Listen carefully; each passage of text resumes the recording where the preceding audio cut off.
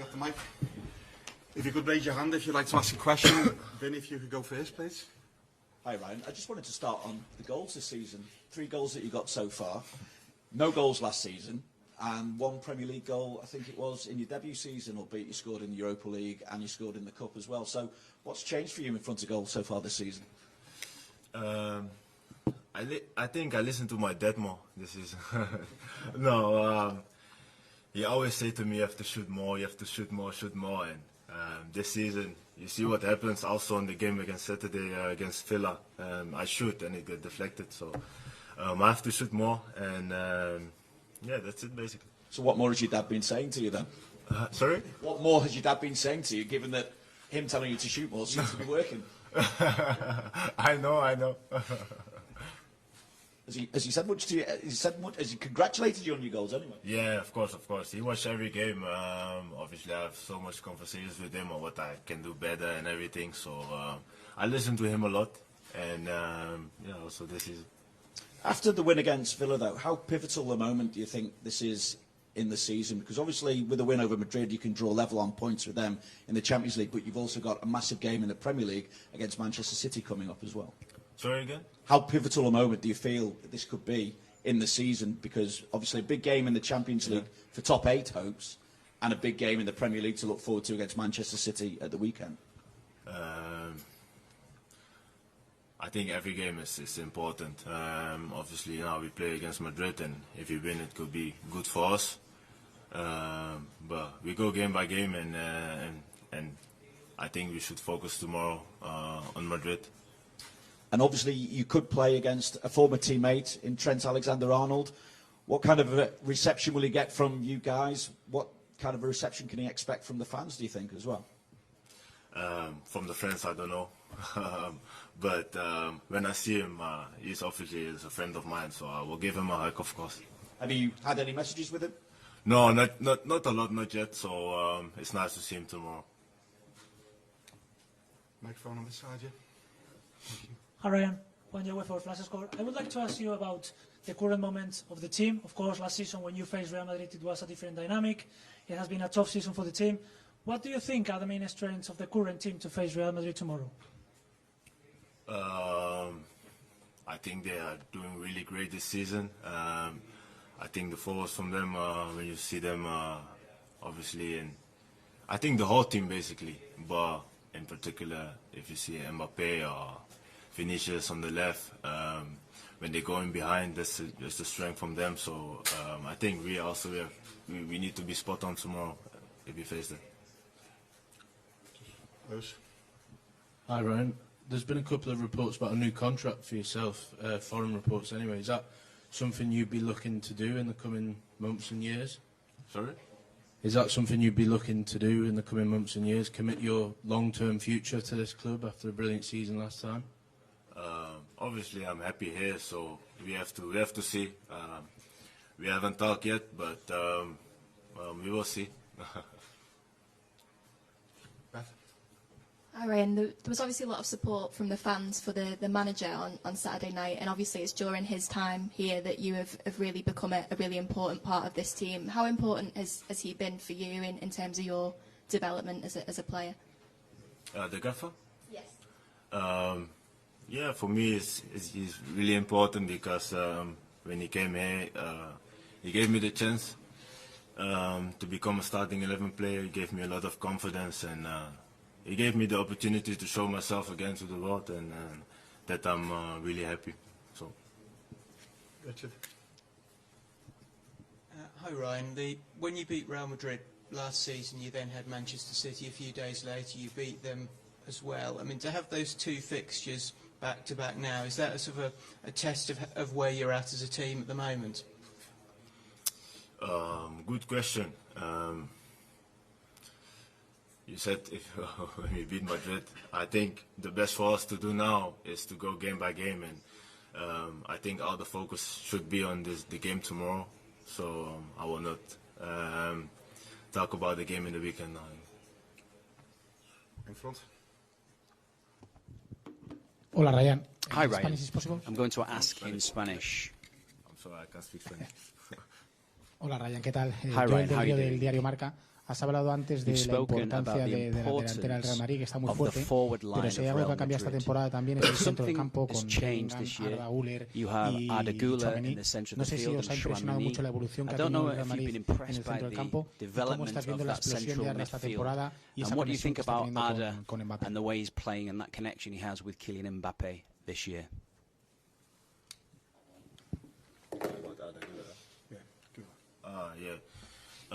Obviously, I haven't seen a lot of games from Madrid, but I know Arda Güler by himself. Last season he played as well against us, and we know that he is a really good player, really good left foot, and I saw some goals, some assists from him.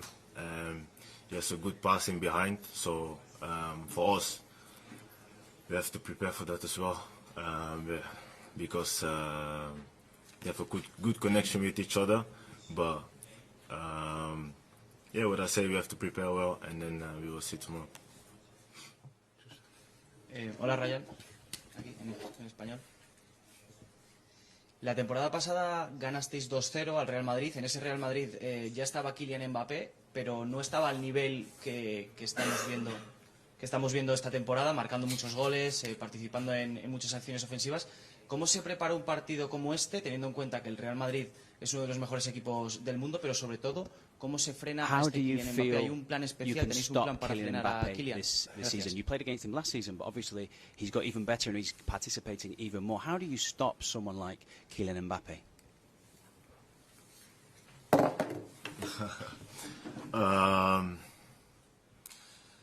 Yeah, I think Ibu knows him very well, so I have to speak with Ibu about this maybe. But we know he's a top player with really good quality. He can play in behind, he can come in the ball. What else? He's a good finisher. So it will not be easy for us, but we will try to stop him and to do everything.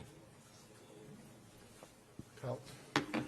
All right. There's been a lot of talk this season about the integration of the new players that have come in. As the player who picks up the ball from deep and is looking forward, how much difference does that make to you? Does it look different? Are you seeing different things this season to what you saw last season when you're looking to play out from midfield? With the new players? Yeah. Nah, not really. We're trying to do the same things, but for the new players, it's not always easy, you know, because they come to a new team, they have a new coach, new principles of play. So for them, it's not easy to be here and do directly everything good, you know. So I don't see a lot of different things. Do you find you have to almost accommodate them? They're learning to do what you did last season, but are you having to maybe make allowances for some of the things they're not doing yet? You know, where you maybe change the way you play to help them. No, I think yeah, it can be in both ways. But such things takes time, you know. It's not from day one. Okay, they can do it good. So they're here now a few months and they do already a good job. So we will see in a few more weeks, months, how they all do then. One at the back here. Pass.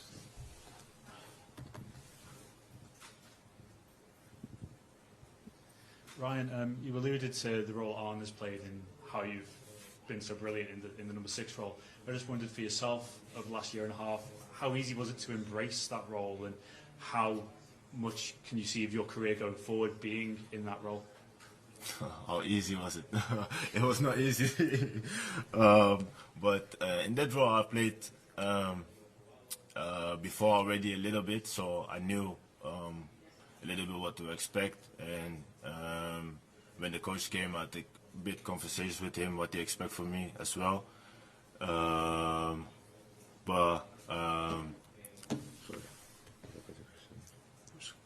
how would you see yourself playing in the 6th role going forward?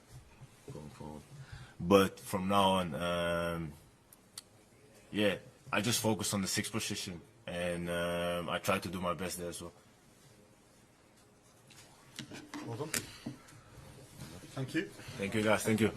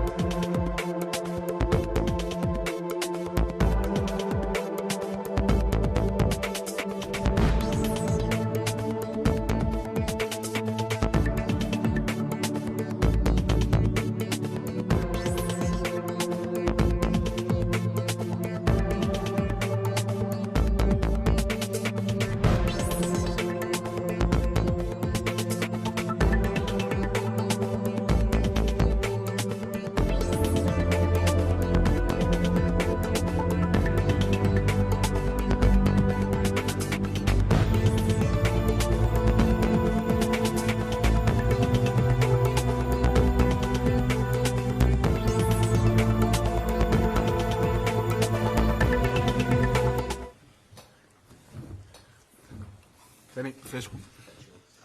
Miss you. Really? No. I was going to say, I was surprised at that. Arne, we just had a chat with Ryan, and he spoke about his dad's been telling him to shoot more. What have you been telling him? Hopefully other dads say the same then against other players. What did I tell him? Nothing specific. I didn't tell him to shoot more, but he's been in and around the box a few times more now. But the main thing he needs to do, of course, is set up our attacks and organize the rest defense. But once in a while he can be a help offensively also, and that's what he's done a few times already this season. And yeah, this weekend he had a little bit of luck because it was a deflection. Because if Ryan has to shoot with his left, I wonder if his dad tells him to shoot with his left. But the deflection meant that it led to a goal. What update can you give us at the moment on Isak, Frimpong and Alisson and their respective recoveries? That they're all three not available for tomorrow. Any timescale as yet? Jeremy and Alisson will both also be not available for Sunday. And with Alex, we have to wait and see. Definitely not starting on Sunday, but Sunday, yeah. But maybe he can be involved in the squad, but he's still not training with the team, so we have to wait and see. After the win over Villa, how pivotal a moment could this be in the season, do you think? Obviously with Real Madrid to come and a place in the top 8 at stake, but also the fact that you've got Manchester City, and whether that comes into any of your thinking ahead of this game against Real Madrid. No, the Sunday game is not in my thinking when it comes to the lineup for tomorrow, because there are, I think, 4 days in between, where we've had a lot of moments this season where there were only 2 days in between, like tomorrow, but that is maybe for the first time this season. For the opponent we face, it's the same. So many other times when we only had 2 days rest, we faced a team that had a week rest or 3 days rest or 4 days rest. So for tomorrow, that's exactly the same for both teams. So the lineup for tomorrow will have nothing to do with what happens on Sunday. The good thing is that we won on Saturday, but yeah, that was about time, I would say, for us to start winning a game of football again. And obviously it could be Trent's first return to Anfield. I just wonder, I mean, Ryan said that he's going to give him a hug. What kind of reception will he get from yourself, and what kind of reception do you hope that Anfield gives Trent as well? No, I can only tell you what kind of reception he gets from me. I have great memories on the player and on the human being. He was our vice captain. He was my vice captain last season. I have memories working with him who were only positive. And I have memories when I was watching him in front of the television, which are only positive as well. I can remember multiple great moments of him wearing the Liverpool shirt. So he will get a warm welcome by me. And let's first wait and see if he's on the pitch tomorrow and how our fans will react. I have no clue how that's going to be. But he gets a warm welcome from me, that's for sure. Thank you. Hi Arne, one Jaguar for Flash Score. Of course it has been a very tough period for the club and the team. I would like to ask you if you could send a message to the Liverpool fans after all the defeats in the last weeks and the win against Aston Villa last Saturday. It would be a message of hope, it would be a message of patience, it would be an apology. What would you like to say to the Liverpool fans? Thank you. You already gave a lot of answers in your question, but I can say to them, show up tomorrow and help us again like you did Saturday. So they were a big help for the team. And again, tomorrow we face a team that is on a great run of form, like Villa was as well.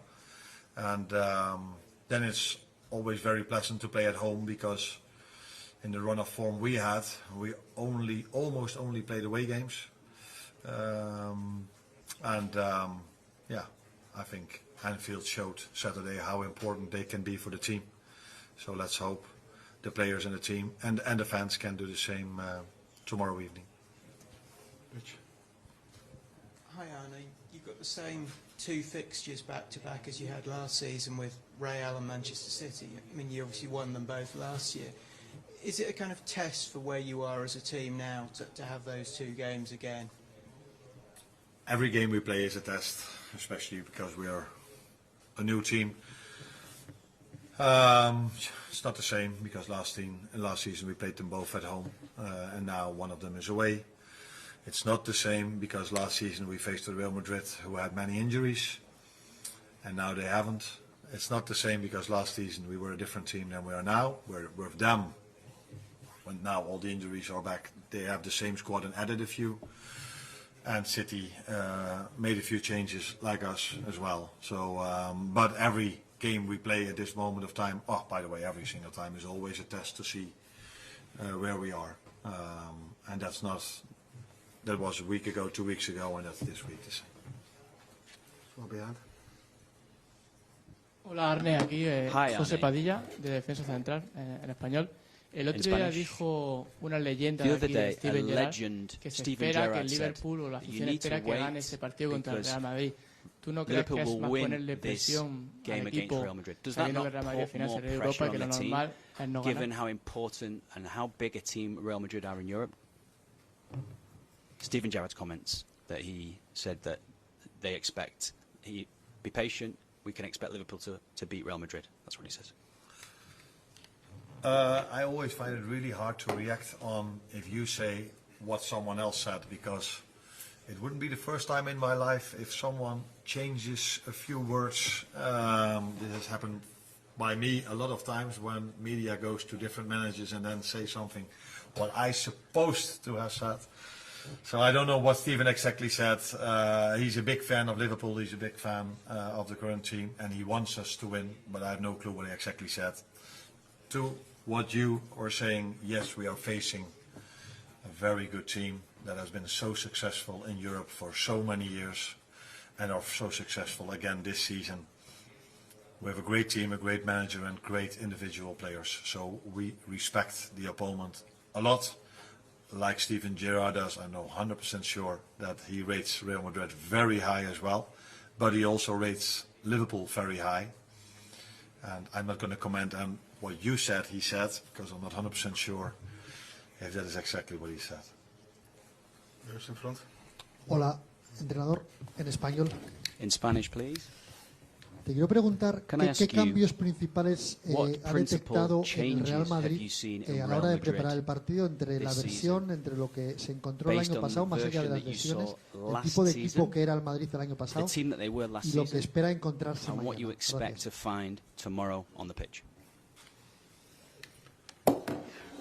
For me, it's hard to compare them this game with last season. I just said it already, because last season when they played here, they had many injuries. And now they haven't, and they kept a lot of the team the same. I see a lot of similarities between last season.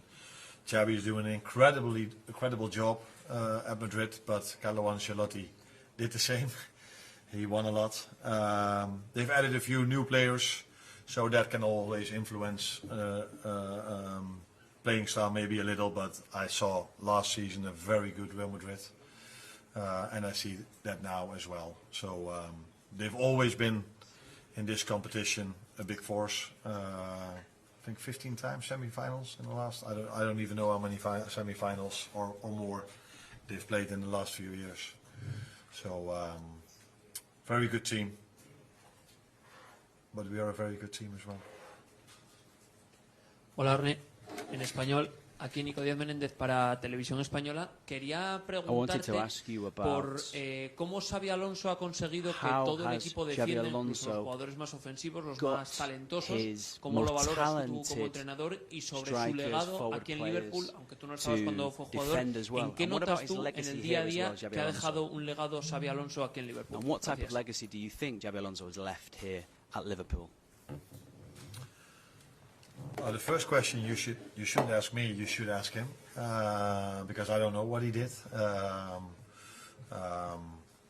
And like I said, they were for multiple years with Carlo Ancelotti very successful. You can tell me, but how many Champions League did Carlo won over there at Madrid? 4. That's not too bad.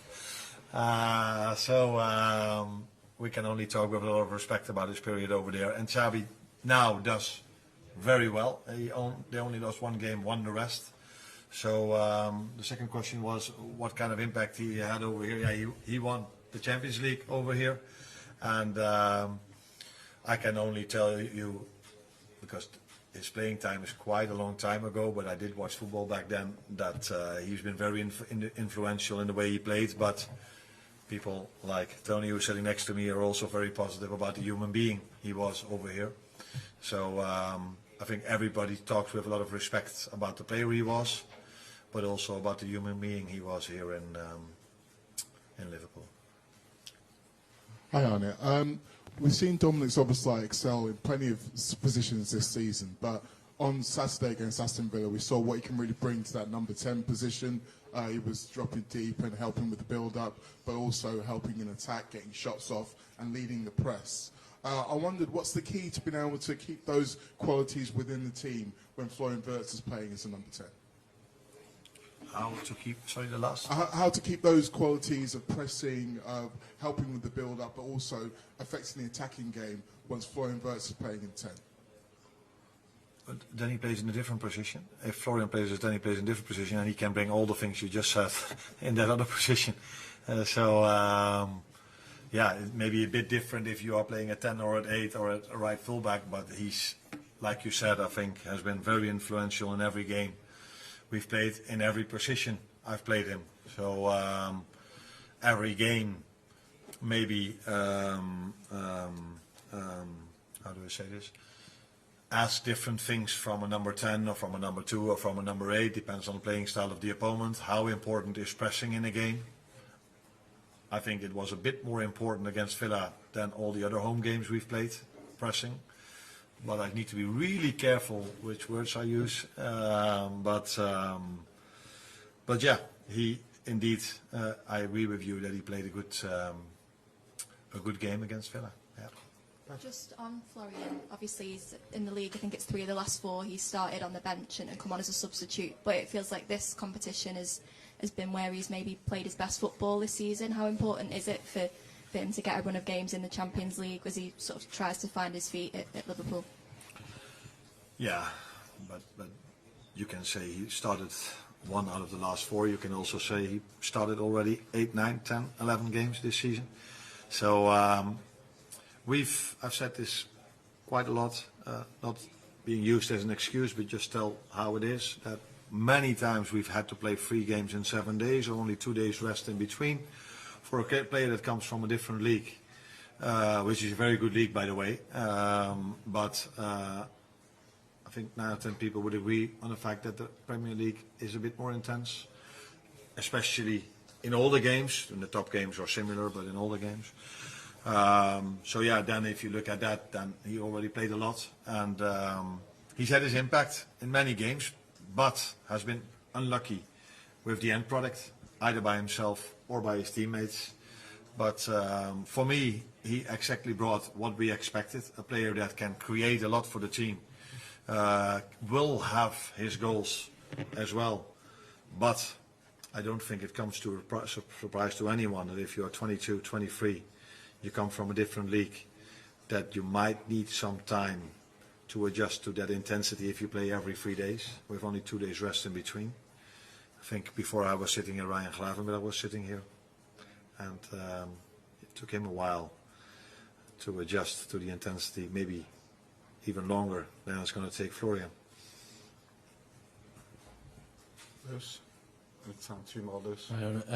Last season in this fixture, Conor Bradley had one of his best games, I thought at least, of the season. What have you made of his progress since you've been in charge of him, and what more would you ask from him as he steps up his development? Stay fit, because he played very good in that game, unfortunately for 80 minutes, and then he went out with an hamstring injury.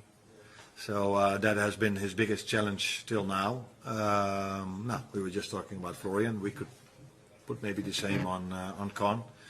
Be able to play every 3 days on this intensity without getting injured, and that's not been easy for him because he missed a big part of pre-season. And he's been unlucky maybe by the fact that when I started him, a few times we were 1-0 down, and then I thought I had to make an offensive substitution, so I brought Dominic Szoboszlai to the fullback position.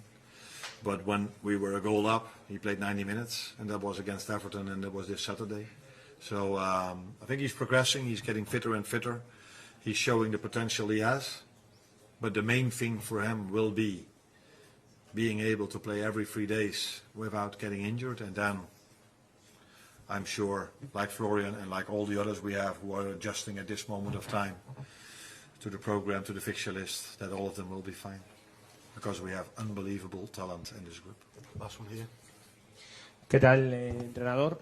En español, José Luis Sigue de Marca. Quería preguntarle por Vinicius. No sé si tuvo la oportunidad de ver el clásico entre el Madrid y el Barcelona, cuando cambian a Vinicius, que se marcha muy enfadado de un partido pues tan importante. ¿No? Quería preguntarle a usted como entrenador qué le parece esa actitud y qué le parece también Vinicius como jugador, ¿no? Que le ha marcado 5 goles ya al Liverpool.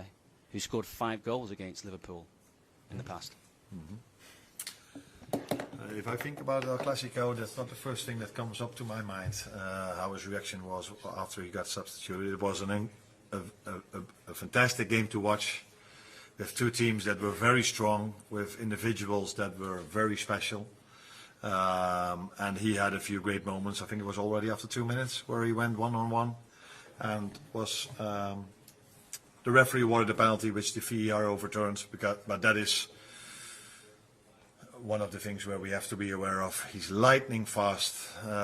His one-on-one, he's very, very, very special. Can take on 2, 3, 4 players. Against Juve, the game they won 1-0.